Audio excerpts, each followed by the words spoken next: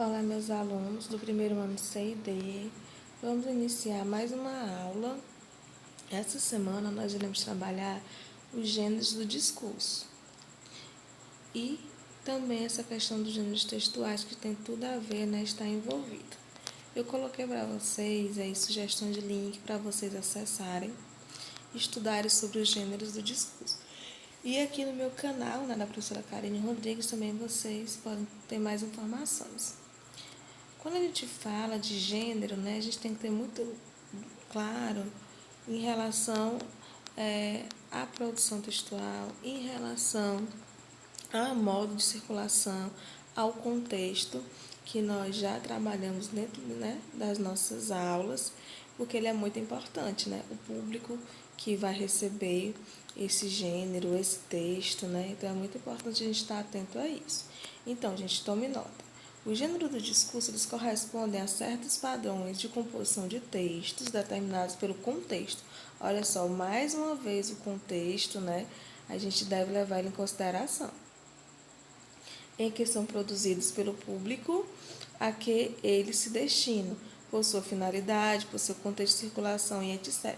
São exemplos de gênero do discurso: o conto, a história em quadrinhos, a carta, o bilhete, a receita, o anúncio, o ensaio editorial, entre outros. Então, esses são alguns exemplos de gênero do discurso. Então, vai depender muito do contexto, né, que a gente está inserido, o público que a gente quer atingir.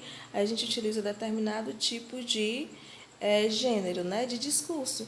Na oralidade, a mesma forma, o modo que a gente vai falar, que a gente vai conversar, depende muito das pessoas com quem a gente vai estar conversando e se expressando, né? Então, as pessoas reconhecem sem dificuldade os gêneros com os quais estão mais familiarizadas.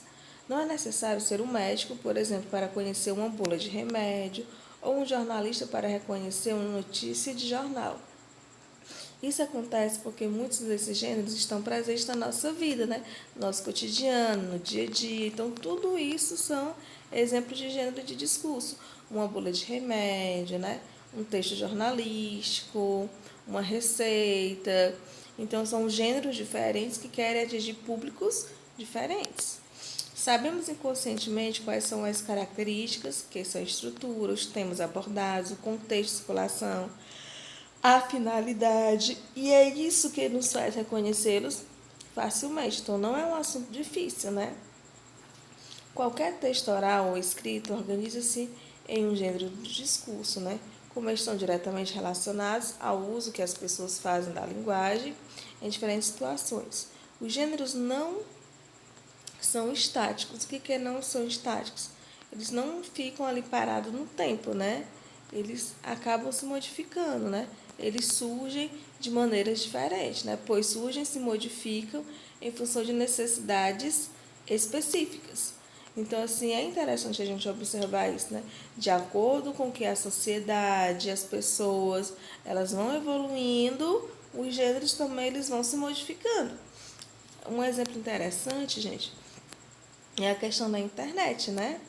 Os gêneros que circulam na internet. Durante centenas de anos, as pessoas recorreram às cartas para se comunicar, principalmente a longas distâncias, né? Umas com as outras. Com o aparecimento e difusão das novas tecnologias, as cartas escritas foram aos poucos sendo substituídas por mensagens eletrônicas, os e-mails. Hoje, é muito mais frequente recorrermos às mensagens eletrônicas do que cartas. Mas esse gênero continua existindo porque há muitas pessoas que ainda não possuem esse acesso à internet, né? Que ainda escrevem cartas e enviam pelo correio. Só que, gente, o gênero carta escrita, ele caiu em desuso. Não é que ele deixou de existir.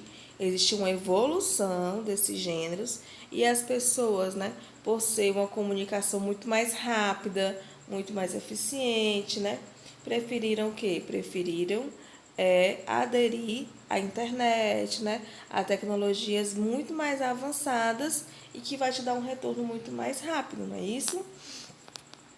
Os tipos de composição.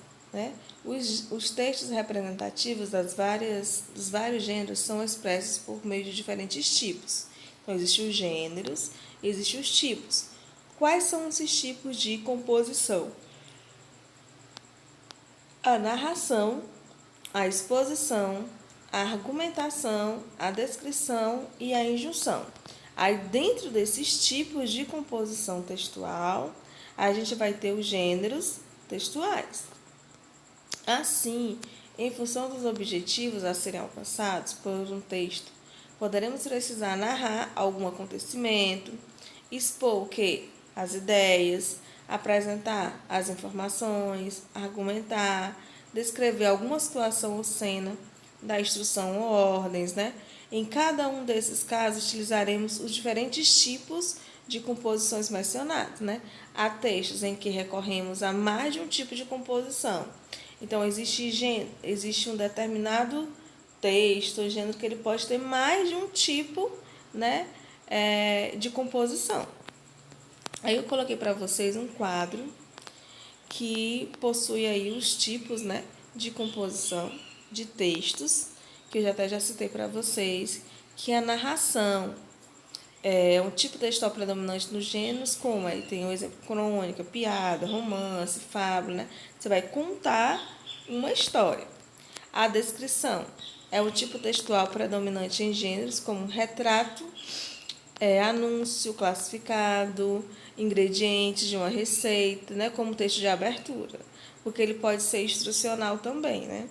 Então, guias turísticos, lista de compras, então ele vai descrever algo, alguém, um ambiente.